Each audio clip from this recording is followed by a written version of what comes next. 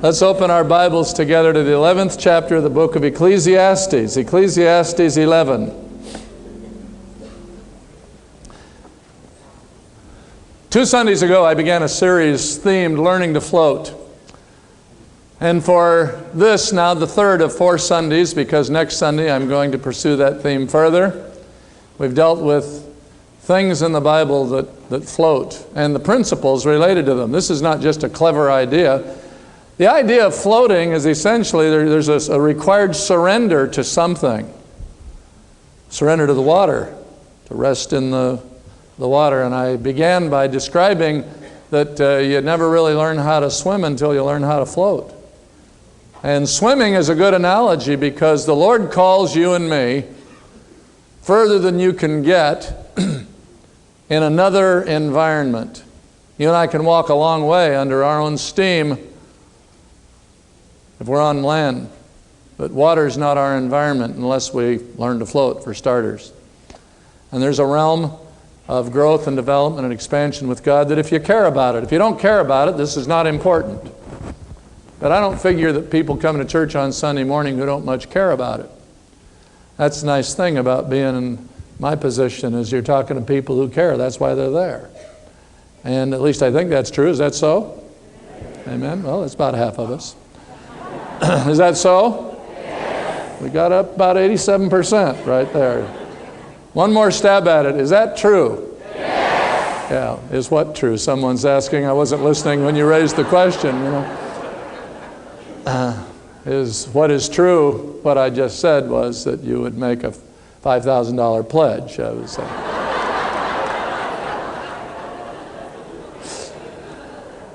I intentionally want to say that, of course, in jest, because this is a message that has to do very much with giving. It has to do with how we give. And there's got to be somebody that brought a friend to church today who said their friend said they wouldn't come. They've been inviting them for months, if not years, and they said, I'm never going to go. I used to go to church every time I went to church to ask for money.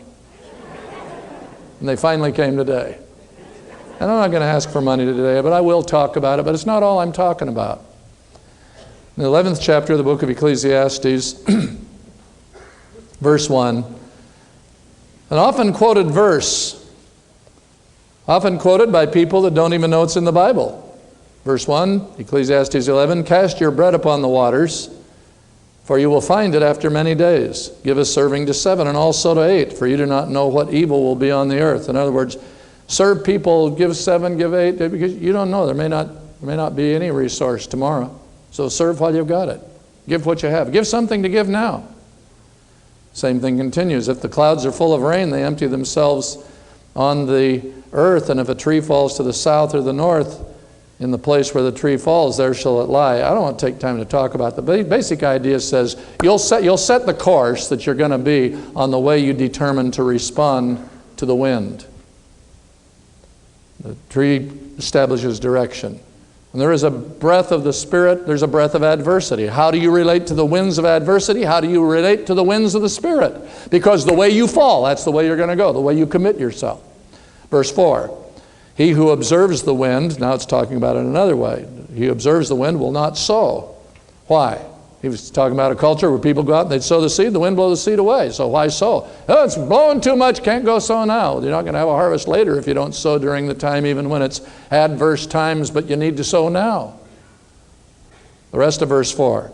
He who regards the clouds will not reap. Well, we can't go out and harvest today because it looks like it's going to rain. He's never going to get a harvest. If you're controlled by the winds and by the apparent rains and you don't move, then you're not going to get what it is that needs to be taken care of business-wise. Verse 5, as you do not know what is the way of the wind, or how the bones grow in the womb of her who is with a child, so you don't know the works of God who makes everything.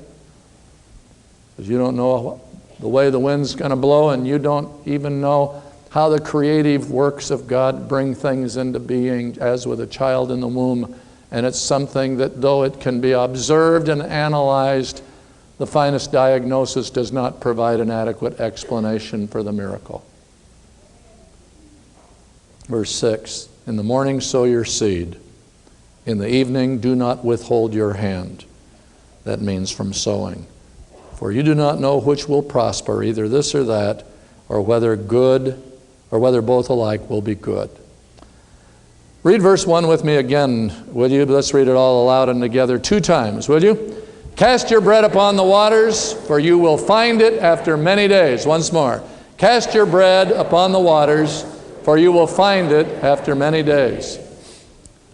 I have a shelf in my office that has a number of things on it that are very special memorabilia. There's stories behind them. Some of them are really quite priceless. There are things that are priceless because there's no way to replace them. There's things that are priceless because they're quite valuable. I have a beautiful piece of the Berlin Wall that was given to me by someone, and that's a treasure. It's a treasure of a memory. It'd be costly because it's a pretty good sized piece. It's not just a little chunk, it's a good sized piece. I have a cup that nobody claims Abraham drank from it, but it's old enough for him to. That means 4,000 years old, from the Canaanitish culture of that ancient day. It's obviously an archaeological find. It's a very valuable piece. It's on the same shelf as this. A lot of you recognize this kind of an offering bag that is used in some churches, even today. I never attended a church that used these all the time, but I've been to churches that did. I never liked them. I don't know, something about, maybe just the word bag. They say, we're gonna pass the bag, just plates sound so much better to me. But anyway, it's not too material to the point. This particular bag may actually be the one that was involved in the story that I'm going to tell you. It's highly probable because there were only 8 in that church. And where I'm going to tell you the story, years after it happened in the early 1970s, the story I'm going to tell you, years after that, my brother's 10 years younger than me, and he's a pastor. Most of you know that. He's a very successful pastor in Seattle. And my brother was pastoring at this church on the California coast. He came to that pastorate, and they did some remodeling. At the same time, they got some new offering. They got offering plates. And he had heard me tell the story I'm going to tell you. And so he sent me one of these because he said, I thought you'd like to have one of those because of that story. Well, it's one of those things that's on that shelf in my office. It's a treasure of a memory. Anna and I had headed out up on the coast for a gathering of about 250 pastors. And I wasn't the speaker. Usually in these kind of things when we travel I'm speaking, but I was just another pastor from the area going to the conference, and it was very exciting to us because it was a good chance to get away. It was going to be at a beautiful site.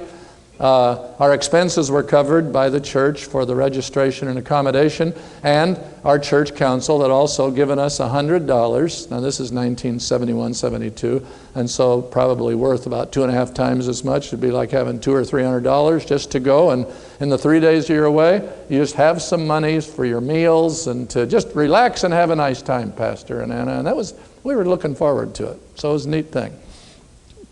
On the way out of town, I bought I got the car gassed, and we were on our way up. So I'd already started cutting in the money. By now, I remember very clearly, and this will give you a feeling for the relative value of money, to fill the car up, and it was mostly empty, only cost between $7 and $8. So for something that probably cost $17 today, or $17, $18. So it was, I'd had $3 or $4 or $5 singles in my wallet before I put the 100 in. So now I don't know exactly how much I had, but it was around $100 after paid for the gas, just a little bit less. And we got to the meeting, and we got situated in our hotel, and the first meeting is Monday night, and so we go to the church where the meeting's taking place, and the praise and everything going on, and they got up to take an offering. And so when the leader of the service invited to take an offering, my mind processed it this way.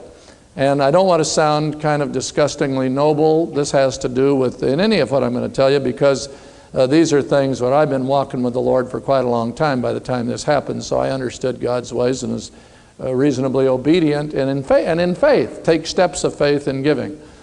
But here's what happened. Well, when they first said they're going to take an offering, my first thought really was kind of almost logistic. If I was running this conference, I don't even think I'd take an offering. They charged registration. This is a group of pastors. Registration ought to have been enough to cover the expenses. Why even take an offering at this? But then I immediately processed back, but it's always good to give. So that's a reason to take an offering. So since it's good to give, then I'll give in the offering. But then the next thing is, but since I've already paid registration and I've got this money, I'm not going to give a really lavish offering because, after all, they don't really need it. You know. And so I've already got in my mind, I'm going to give a couple dollars. But then I debate myself and rebut that and come back thinking, no, I know better than that. You should give better than that. So I decided, I'm going to give $5. So I was all ready to do it. I'm just reaching in the wallet. Just reaching in the wallet right now to get ready. And so all this was going on while they were praying over the offering. Tell somebody next to you, it's always dangerous to seriously pray over an offering. Tell somebody. Go ahead. And there are people who never want to pray about an offering because they're afraid that God may in fact deal with them about giving. And He did with me. Because I was reaching in to get the $5 bill, and as clearly as ever in my life, the Lord impressed me. Give it all. Get thee behind me, Satan. You know. You ever felt that? You know, I didn't say that. I didn't say that because I knew it wasn't the devil. And I'll tell you, the devil will never tell you to give anything to God, much less everything. So it wasn't the devil. Just the Lord saying, do this. Now, I want you to know, and here's where I don't want to sound like I just think I'm Mr. Wonderful in obedience, because you grow to points where certain things become policy issues with you. Just like I wouldn't let myself just give too, though really the conference didn't need anything as far as I knew, but it was good practice in worship to give. And so I'd already decided to give $5. But when the Lord said, give it all, for me it was a done deal right then. And it's not because it doesn't mean it doesn't take faith. It's just that I've walked this way with the Lord long enough. He says, give it all. My mind is thinking, we've got 3 days we're going to be here. We've got lunch every day. We've got dinners in the evening. We were going to take some friends one night to dinner. Says, I'm reasonable. I'm not stupid. And they're thinking, how do you cover that? And I just thought, I don't know how, but the Lord will take care of us.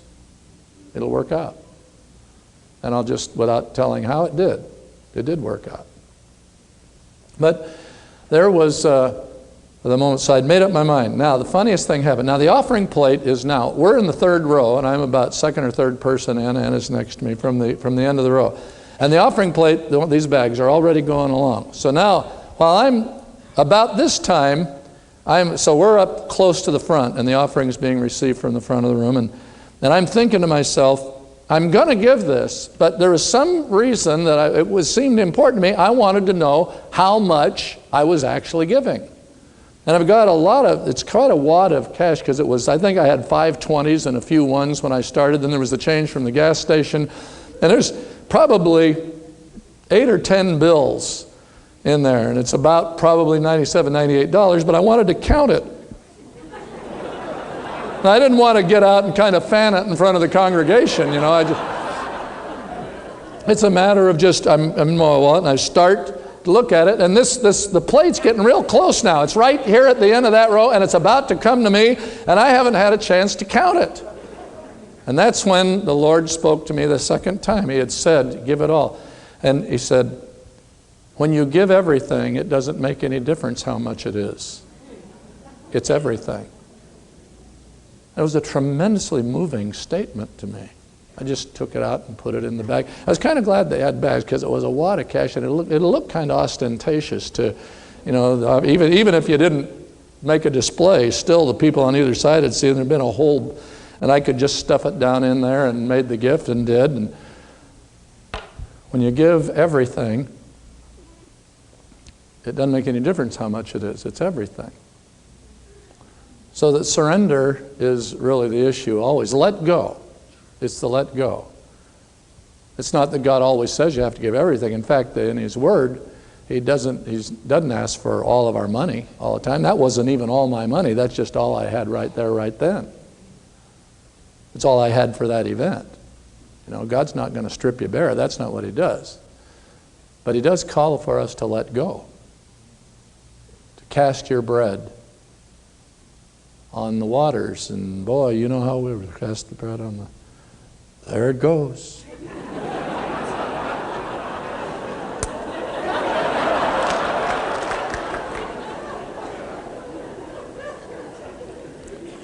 Well, that was a tremendous, tremendous victory. Let me tell you another thing that happened.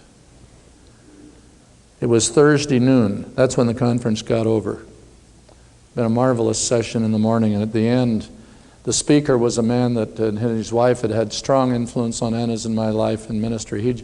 He'd just died at age 93, just a few months ago. Dr. Harold Jeffries, great, godly leader, and we loved him dearly. And he'd spoken, and a lot of people had come forward to pray at the end, and Anna and I were up there with others just kneeling and praying. And the crowd had started to dissipate, people heading for their cars and heading home. And we'd stopped to talk to Dr. and Mrs. Jeffries for a few minutes, and then we'd turn around and started to leave. And there's not very many people left in the sanctuary now. And I started to go out a side door over here toward where my car was, and there was a woman come down the aisle that called me.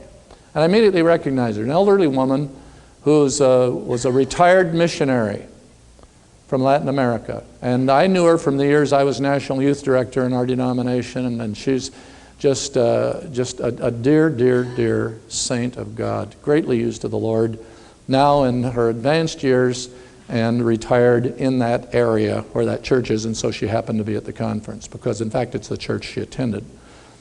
And she called me. She said, "Jack, wait just a minute." So Anna and I stopped, and she came up, and she said, "While I was sitting back there earlier in the service, the Lord impressed me to give this to you."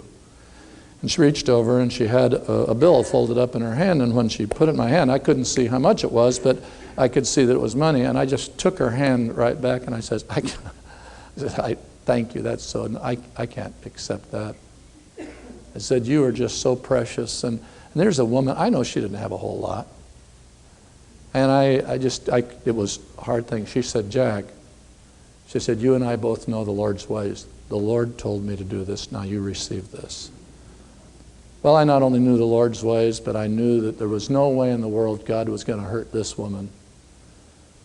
And so I received it with gratitude, and I was humbled by her love, and Anna and I left. I just put it in my pocket, and later on we got in the car and we were on our way home. I pulled it out. It was a $100 bill. Well, you say, I hear these stories all the time. Yeah, you do. You do. And they're true. And they're not contrived, and nobody, please understand, I didn't give the money that Monday night because I figured by Thursday I'd get it back. And you don't do that. You give because you give. You cast the bread on the water and let the flow. You learn to float investments with God. You learn to float it. Just let it go. And you find out that with God, it always floats back, even if it seems that it has to come back upstream against the current of things. That's not the end of that story, by the way.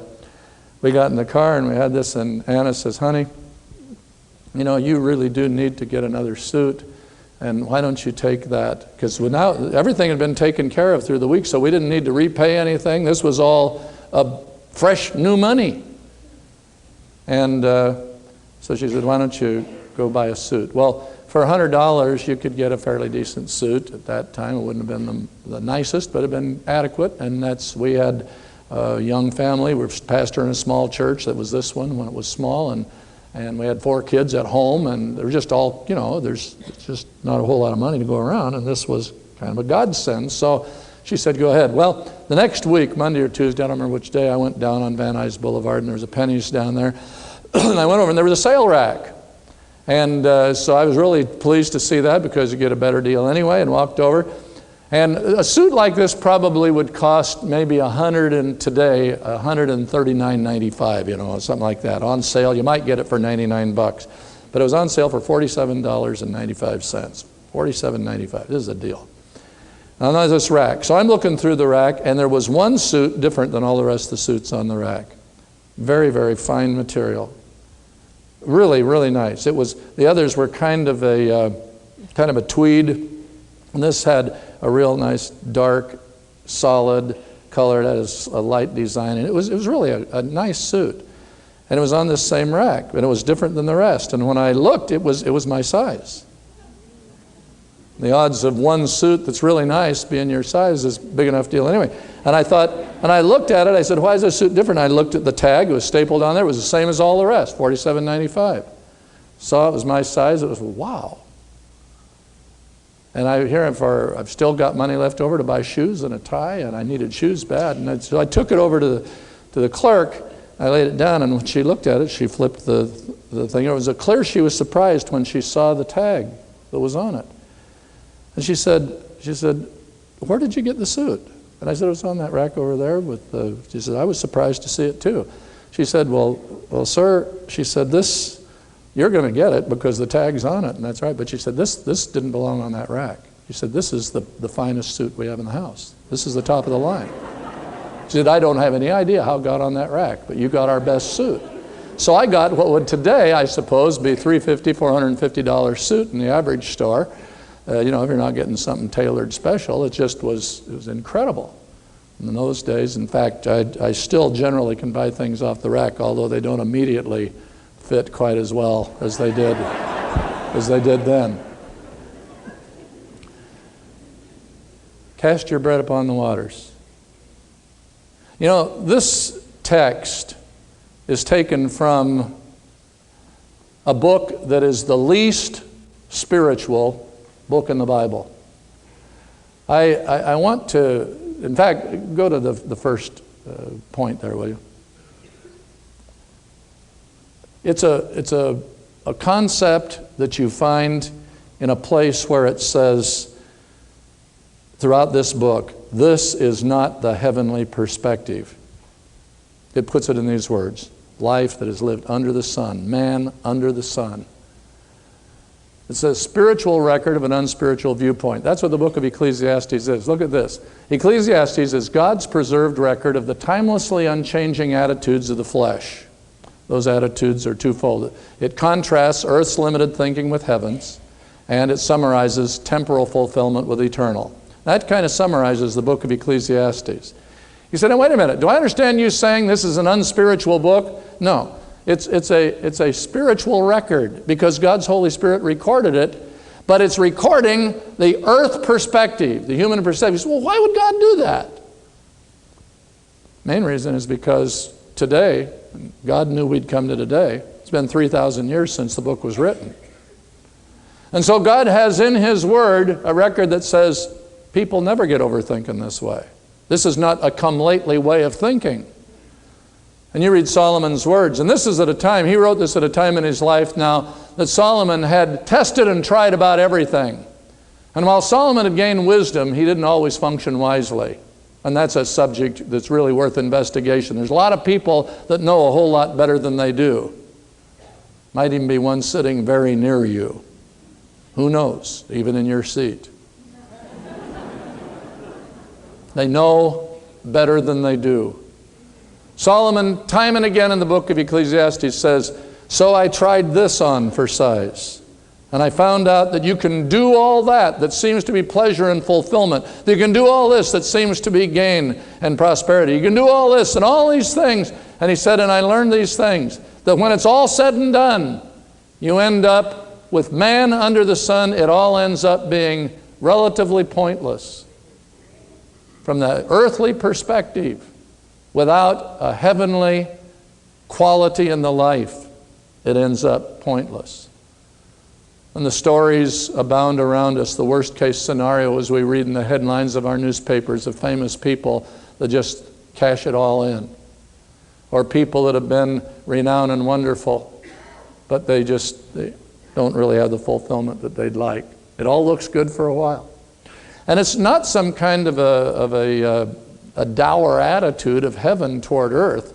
It's not saying that life cannot be lived on an earthly plane and be fulfilling. It's saying that it can only be fulfilling if it's lived from heaven's perspective.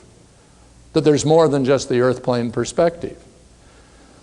Well, in this context of this whole book, this verse shines out where Solomon is not saying anything negative about this. He's making an observation, and I choose this of my text instead of any one of a half dozen really outstanding texts we could take on the concept of letting go, releasing. The spirit of giving taking hold of your heart so you could learn the release that happens there. Not just giving money. Giving in the attitude of let go and toward giving forgiveness. The word give is within it. How many people withhold forgiveness? Giving time. I mean, well, I'm so busy, I just don't have time to, and their kids don't get time. And you'd be amazed to find that if you gave the kids or gave your wife or gave your husband time that you think you don't have, you'd be amazed that if you cast that bread of time on the waters that it'd come back and you'd end up with more time than you thought you had. It all has to do with our sense of that we know how to control life rather than to give the things that most count. To give time, to give care, to give service to give patience towards somebody that really becomes an irritant to you. You say, so you look for ways to avoid involvement or just push them away and find out if I would just give a little time, maybe I'd resolve a whole lot and find some degree of fulfillment at the same time. And the same with giving freely and obediently, not just freely, just obediently. Because obedient giving precedes really free giving. People never become freed in their giving until there comes obedience to the beginning point with God. I want to talk about that in a second, but right now, just take a minute about Solomon's perspective. Now this text actually, most Bible commentators and scholars say the reason that he uses the figure of casting bread upon the waters was because of something that developed under Solomon's leadership during the time he was king of Israel. And it had been a very closed culture with very little international trade until Solomon's time. But there's actual record in the book of 1 Kings and in 2 Chronicles. There's actual record in the Bible of how Solomon pioneered a good deal of international trade and became very successful at it. And when he says cast your bread upon the waters, what he's really talking about is there was no place to make investment that would involve going across waters within the land of Israel. This would mean this was international. In other words, he's talking about international investments. That's what he was talking about. Going to a realm of another culture where you don't have the security that you're in the same control as you have if it's under your own kingdom's operation. And every time you and I are called to give on God's terms, we're entering into another realm where we don't have control. Where you say, Lord, I'm going to give this, and it's out of my control now. Into the realm of another kingdom. It's not under my immediate control. How many people give and still retain it under their control? I think one of the, I don't want to make much out of this because I want to speak unkindly of a person that was doing a good work, but there was a very famous, enormous gift given recently by one of our globe's billionaires.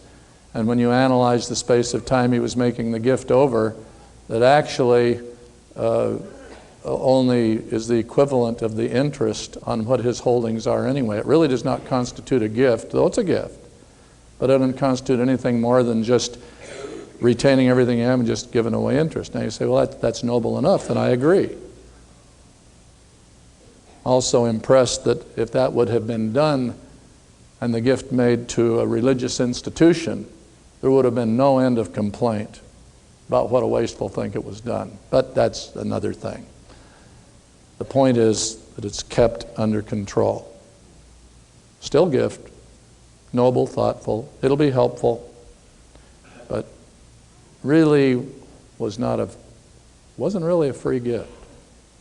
It's a controlled gift. When Solomon talks about casting your bread on the waters, he's saying, we're talking about risking capital with God. That's what we're talking about. And the Bible emphasizes this over and over again and says that if you do that, there will always be return. It's a principle that's woven through the Scriptures. Go on down to the second point quickly, if you will. In the Bible, we see the practical power of an impractical proposition. The proposition is release, control, freely give up, or let go and give it up. And there's a cluster of texts on this. God's Word abounds on this point. And the laws of sowing and reaping are emphasized in the Bible. And basically it says that you never learn for things to really begin to happen until you learn to let go. In fact, a really good figure is understood, I think, by about everybody. We live in the day of the automatic transmission, And not everybody may get it, but there's enough cars still that have the car with a clutch and having to put the thing in gear that people will get what you mean. When I say to you that you never really, in fact, would you say to somebody these words?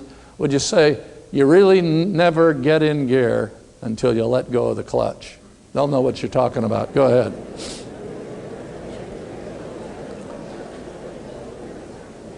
There's something about let go that makes space for God to do what He wants in our funds. So that you have verses like Proverbs 11, verse 24, that says, there is that which withholds and tends to poverty, and there is that which releases and gives away and tends to abundance.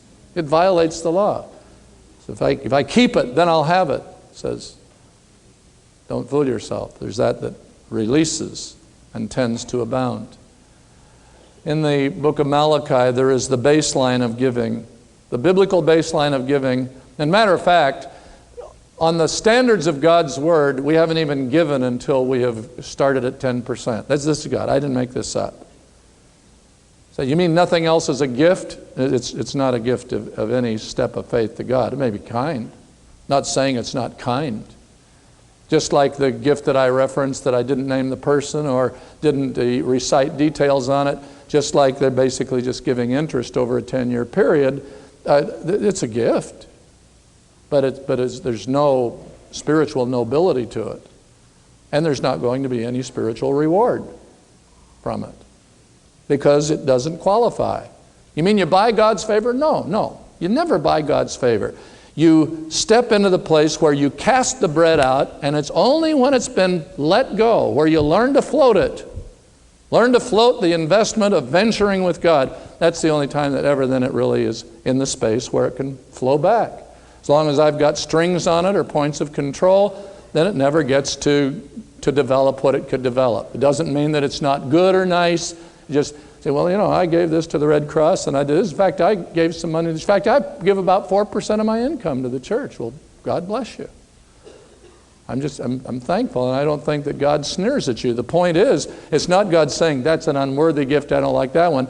It's that you never break into the arena, that the law goes into action as long as the clutch is still in. And that's all there is to it. Doesn't have anything to do with whether God loves you. Doesn't have anything to do with whether you're going to go to heaven. Doesn't have anything to do with whether Jesus is building a mansion for you. Doesn't have anything to do with your salvation. It doesn't have anything to do with anything except whether you learn how it works with a release of God's bounty in not only funds, but in other areas of life. For example, this is a life principle. A member of our congregation recently wrote me, a woman about 70 years of age. And she's a brilliant and a very active, vital lady. And she was just so excited when she wrote about this. She said, the Lord just taught me this principle, and she was talking about the idea of release and sowing and reaping. And this is what, she's a person that would never think of not giving tithes and offerings as well. So it didn't have to do with money. She said, where I live, when I go out, and she has a job even at her age, she's got a second job later in life after she retired because she's just a very active person. And she said, where I head out from my house in the morning, to come out of my driveway, she said, it's a busy street, and the curb lane is opened on the early hours of the morning for traffic that goes there. So she said the most difficult thing for me is to nose out of my driveway and get into the flow of traffic, because just about 4 car lengths away there's the intersection and the cars are backed up, they're waiting for the light, and I just can't get in, nobody lets me in. And she said, I found myself becoming increasingly irritated with this. And finally, I'd find you just kind of crowd a little bit more till finally somebody almost has to stop at the risk of taking off your bumper. But it's amazing how many people will just kind of edge around and look at you like you were intruding on them. And, we've all experienced it. And so she said, I found I was starting to kind of feel myself like, I don't want to lose my place in line. She said, I even discovered that then I would be going by people in a similar situation, and I would drive on by them knowing how much it frustrated me that I didn't stop for them either. And one day, the Holy Spirit dealt with me about that. And she said, he didn't quote the verse, but it was sort of a basically, as you do to your neighbor, do to your neighbor what you'd like done to you. So she said, I just stopped and let a person in. And I decided I'm going to do this. Over the next couple of weeks, she said, probably had a half a dozen occasions where I noticed, I might have missed some I didn't see, but where I noticed, here, slow down, let that person in who's waiting to get in or waiting to move over a lane in front of me. Go ahead and give the space. And she said, Pastor, as God's my witness, she said, all the time for the last 2 or 3 months, when I pull up to start on my driveway in the morning, almost always people stop for me. Whereas it almost never happened before. It happens all the time now. Now, you know as well as I do, those people aren't thinking, oh, that's the lady that stops for people now, so I'll stop for her. You know, there's nobody thinking that. So why does it happen? Well, actually, it isn't happening. Somebody says it just seems like that to her because something's happened inside her. I doubt it. What we're dealing with is a basic life principle. We're dealing with a principle that it works.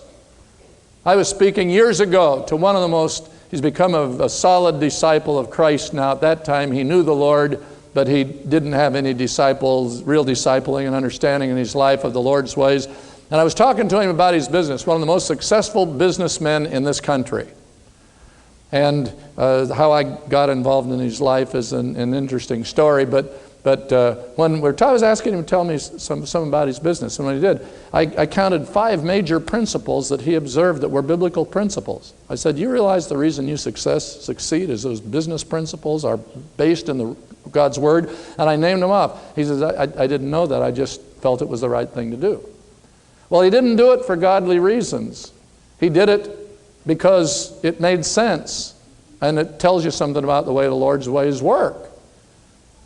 And since then, he's become a strong disciple and has added other things in the way he lives his life that are even constantly expanded, not just his business success, but other parts of his life that, for the most part, become impacting for Christ as well as for commerce.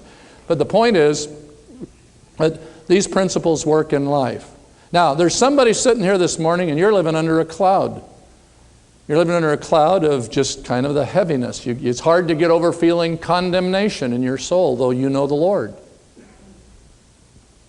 And if that's the way that you feel and live, let me ask you a question. Have you asked the Lord lately who you need to forgive?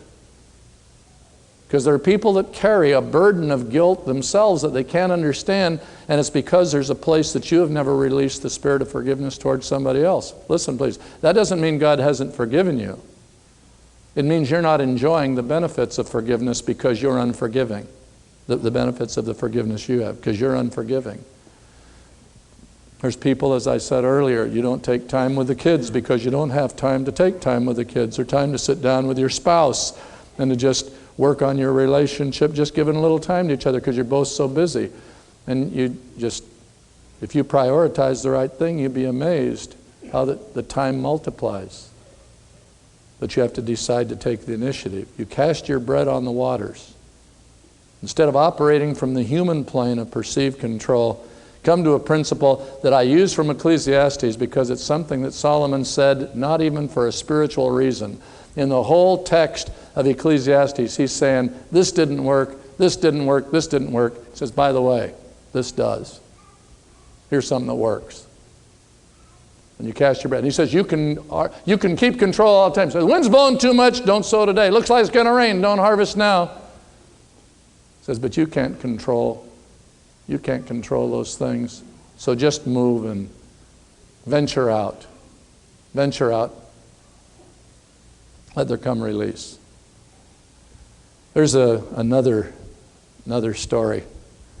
Let me show you that. I don't know if you know what these are. These are Beanie Babies. If you don't know one, this is them. This is a Princess Di Beanie Baby. This is one called Aaron. And these Beanie Babies are these are treasures today.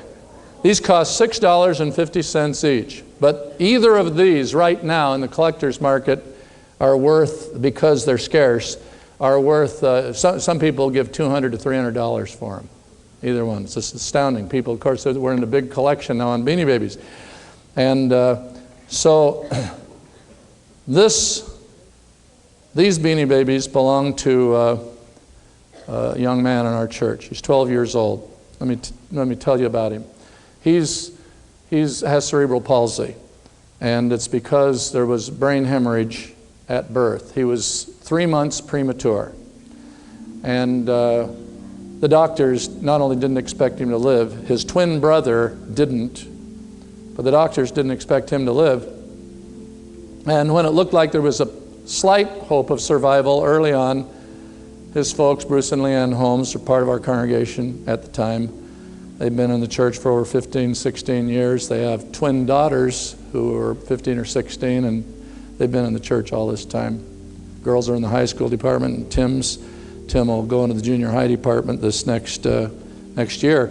And at the time, the doctor said, if this child even survives forever, how long he survives, which we don't expect would be long, he would be vegetable-like, so we don't want you to hold any hope. And as you'll shortly see, well, he's anything but vegetable-like, but God did a great thing. But he does have cerebral palsy as a result of that ordeal at the time of his birth. Well, Tim collects Beanie Babies, and this is a common thing for kids to do today. And as you'll shortly see in a news report, it's like winning the lottery. Get one of these. And that's exactly what had happened on Beanie Baby, not this one. But you couldn't get a Princess Di, but you could put your name in for drawings at stores that sold them, and then if your name happened to be drawn, then you could buy one. It only cost $6.50 if your name was drawn, but there were so many requests, like there'd be hundreds and hundreds of requests, and the store owner would just get a small stock. So this happened, and his name was drawn.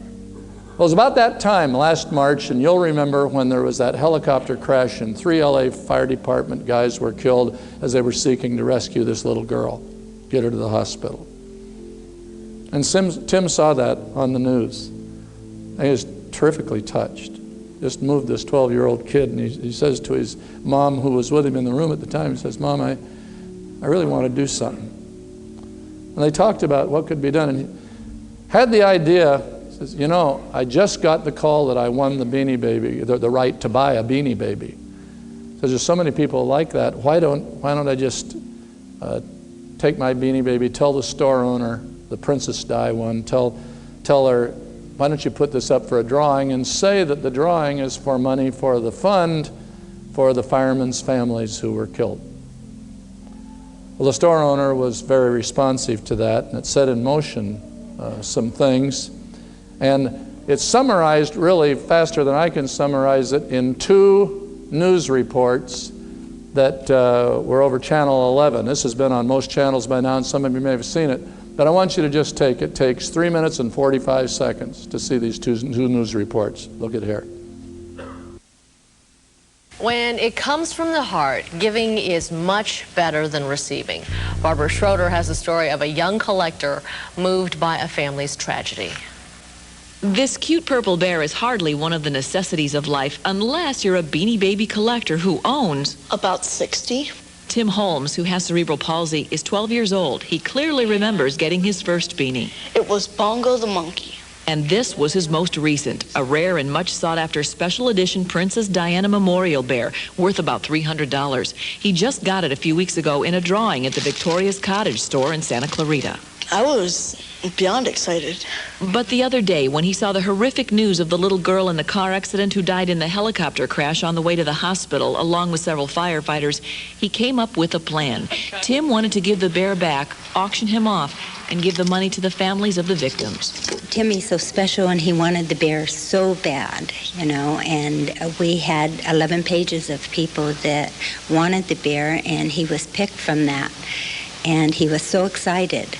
And then for him to be able to give it up is really neat for someone else. So now the little bear that brought Tim so much joy will do it again for the customers already buying the raffle tickets and for the families of the victims who will no doubt, we told Tim, want to say thank you. What would you say if they say, "Tim, thank you, that's a really wonderful thing"? You're welcome. In Santa Clarita, Barbara Schroeder, Fox 11 News.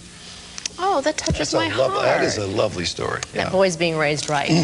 This is a wonderful story. Last week we told you about a little boy who gave away a very special collector's item to raise money for the families of the victims of the helicopter crash. Well, somebody was watching when that report was run, and because of his generosity, the boy was honored in a way he never could have imagined. And Barbara Schroeder brings us this wonderful story. You're looking at two rare Beanie Baby bears. Ask any kid who collects them. Owning one of these, the coveted purple Princess Diana and the green Aaron bear, is like winning the lottery. And this young boy, Tim, who has cerebral palsy, used to have a coveted purple beanie.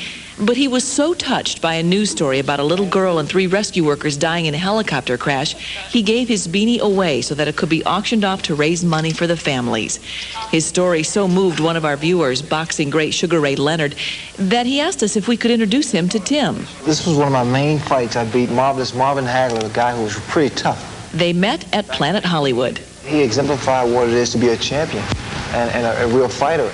I mean, to take his prized possession and to give that, the little girl who died in that Helicopter crash. Yeah, that was very generous and very heartfelt. And with that, Sugar Ray Leonard took one of his prized possessions, a personal boxing robe, and gave it to Tim.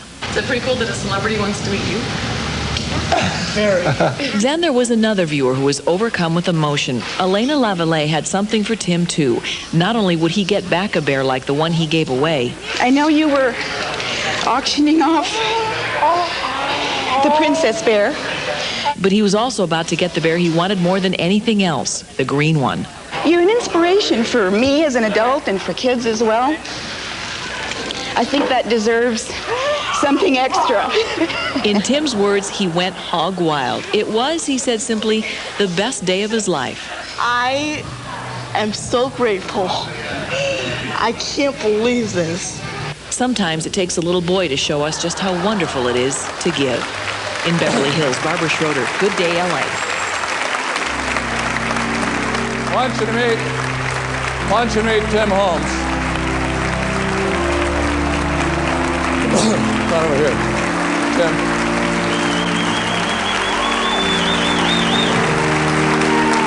Come around.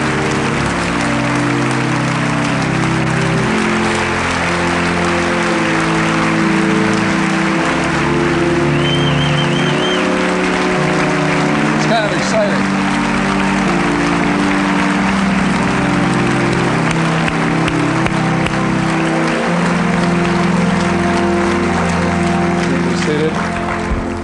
Well, Tim, you traded, and this is the Holmes family, his twin sisters, and Leanne and Bruce, and the Lord put on your heart just that sense, I want to help. So you gave away what was a treasure to you. And when I think the thing that's amazing to me, just this principle, two things have happened beside this. The $6.50 Beanie Baby you put in, and they had the drawing. How much money was given to the Firemen's Relief Fund? $3,445.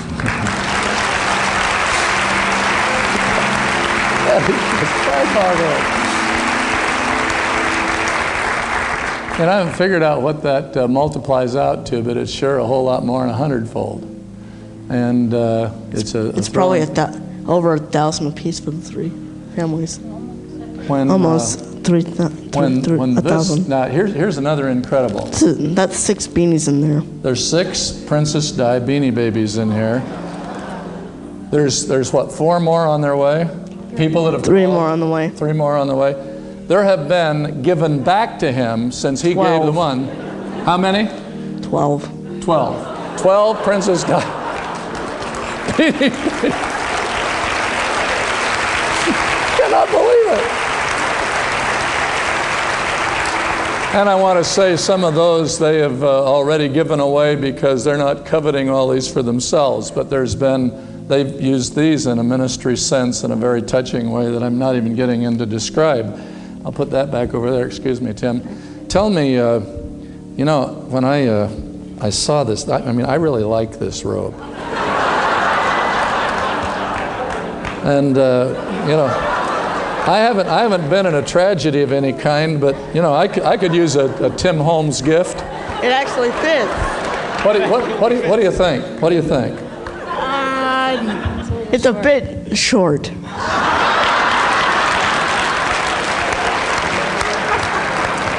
Just by a You know, few. Timmy, I was hoping that you would have really listened close to this sermon.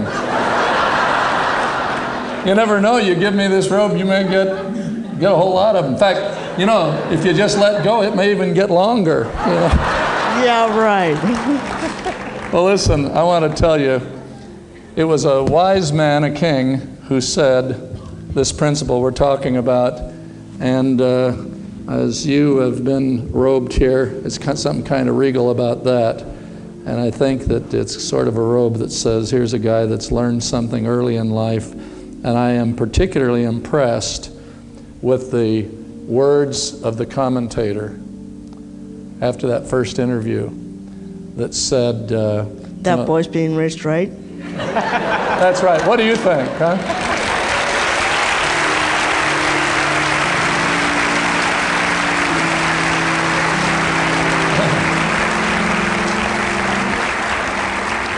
I've experienced the greatest trust in the world. Yesterday I drove out to their house so I could pick up the Beanie Babies because I needed to use them last night.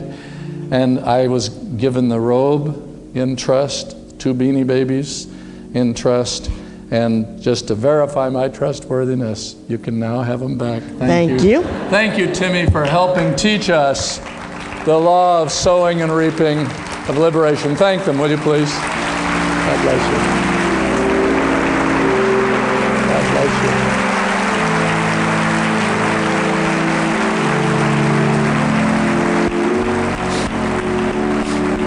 God bless you guys.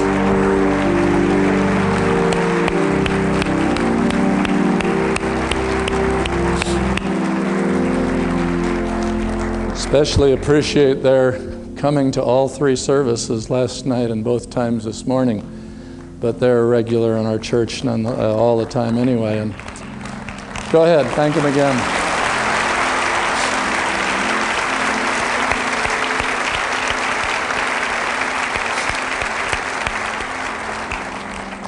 Keep praying about that robe, Tim. God may deal with you.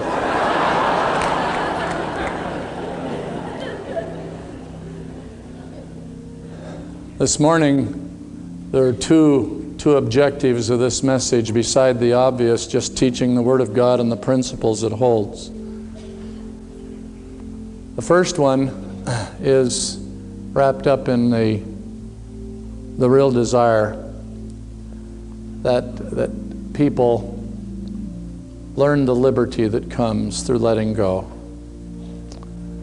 We're not talking about the world's system of let go, turn your horses loose in an undisciplined way, but in the disciples' way of giving the Lord's way. There's decisions that quite a number of people are going to make this morning. That's whether you're willing to open up to a call of the Word of God that says, even an ancient king whose life had become dominated by earth plane thinking, he said, this one works even if you're only thinking from the earth plane point of view. But what unleashes when you function in obedience to heaven's plane of summons to us, heaven's call? I really don't want to let anybody go today without crowding you to evaluate where you are. How much are you hungry for of God's release in your life, in the spirit of forgiveness, in the way your time works, even in the attitude you show in a traffic-clogged Los Angeles County? How redemptive will you let the Lord be through you and in your income and giving? There's another lesser issue. It's not unimportant. But within the next 2 weeks, you're going to get a letter from me. And the letter's basically going to say, here's a challenge we face as a congregation this summer. Would you give extra for it to be met? And I'll be asking for you to give more than you already give. Because if you just redirect what you're giving already to this, then we obviously will get behind in one area while we're trying to advance in another. Most everyone in our church knows that we are a very generous church because it's filled with generous people. And we give away. Our church gives away between 22 and 25% of everything that comes in. We give away every year into ministry outside and beyond us. We give it away.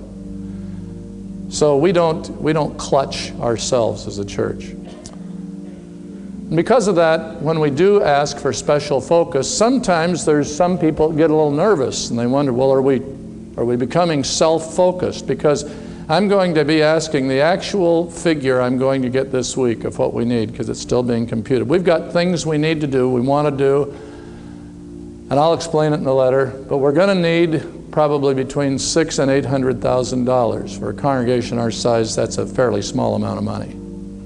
But when it's extra, it's a lot of money on any terms, when it's extra. And believe me, I don't even have a dream that we would even get a fourth of it unless there was just the spirit of faith and God's ways work. Release, anticipation. Watch what God can do. So you'll receive a letter from me. Now, I never preach a message just for the sake of following it up with a letter. Preach a message because it's a principle for life, but it times very well with this particular matter that I'll write you about. So when it comes, remember the Word of God.